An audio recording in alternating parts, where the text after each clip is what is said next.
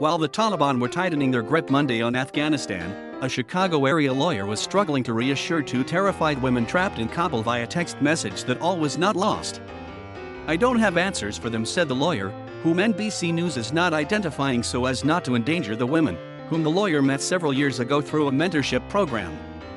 Their parents had urged the women last month to flee, but they refused because they believed in the U.S.promise that Kabul would be safe, the lawyer said. Now they are locked in their apartments with no male relatives and a history of working with the United States and the United Nations, making them a target, the lawyer said. So they are burning their records and waiting for the day the Taliban knocks on their door, the lawyer said. Thousands more Afghans like them were in peril Monday, including people who had worked alongside the U.S. as translators or advisors, and idealistic young people who worked as journalists or as activists and educators to improve the lot of women. President Joe Biden vowed Monday not to abandon them. And State Department spokesman Ned Price said a gargantuan effort to get them to safety was underway. "It's been through that operation that 2,000 Afghans have been able to reach the United States," Price said. Most of those Afghans have now been able to start their new lives through resettlement agencies. Just a month or so ago, we recognized that the need could be even greater for Afghans who were vulnerable, who were maybe at risk. Still, tens of thousands more are in danger of falling into the clutches of the Taliban, including the two young women trapped in Kabul. "I've never seen people who love their country as much as these girls and who worked so hard to make it a better place," the lawyer said. Members of Congress from both sides of the aisle have called on Biden to kick the State Department bureaucracy into high gear to get the Afghans the visas they need to get out of harm's way. Many brave Afghans have risked their lives in order to support American troops and their efforts to defeat terrorists. And Tom Tillis, RN.C, said on Twitter, "In return, America has a moral obligation to provide these Afghans with safety from the Taliban who seek to harm them and their families for assisting America's mission in Afghanistan."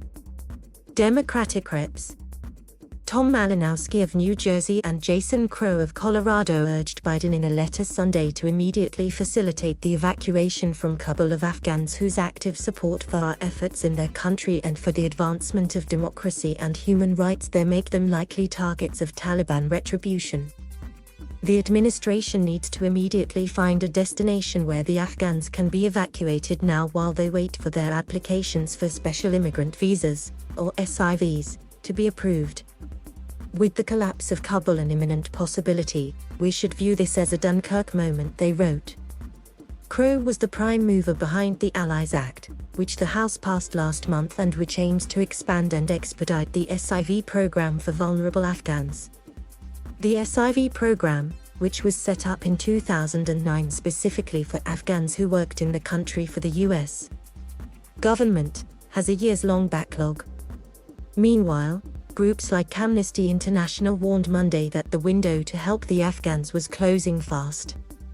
The current course of action by the White House has only fanned the flames of this humanitarian catastrophe, Amnesty International Executive Director Paul O'Brien said in a statement.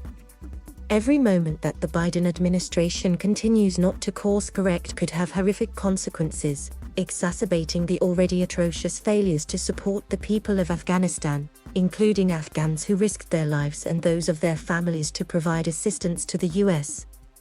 About 80,000 Afghans, 20,000 principal applicants and their families, have applied for SIV visas, said Timothy Young, spokesman for the Lutheran Immigration and Refugee Service. The group's president and CEO, Krishna Vinraja, said, the U.S. government have likely rescued less than 2,000 Afghan interpreters and their family members at this point. And as the rest wait for their visas to be approved, the Taliban have been taking over their country. That's the grim outlook that keeps us up at night, Young said in an email. And that figure is only Afghan allies through the special immigrant visa process. It does not include the countless journalists, academics, NGO workers, women's rights activists, and other civil society leaders who share our deeply held ideals, and whose lives are in jeopardy because of it. Biden vowed in April to withdraw U.S. troops from Afghanistan by September 11 and end America's longest war. His pledge came over a year after the Trump administration brokered an agreement with the Taliban, but not with the now fallen Afghan government, that paved the way for U.S. troops to begin withdrawing. In June, the State Department reassured NBC News that it had been planning for the possibility that Afghans would flee to surrounding countries and was already in touch with the leaders of those countries. Asked at the time about the plans, Defense Department spokesman John Kirby said in an email, "While there is no tasking to evacuate Afghans at this time, we have that capability and the Secretary is confident that we would be able to execute if necessary." In the Chicago suburbs, the lawyer said those are turning out to be empty words. "We pulled out and left them with nothing," the lawyer said between sobs. "They weren't asking for anything from us except for promises to be kept."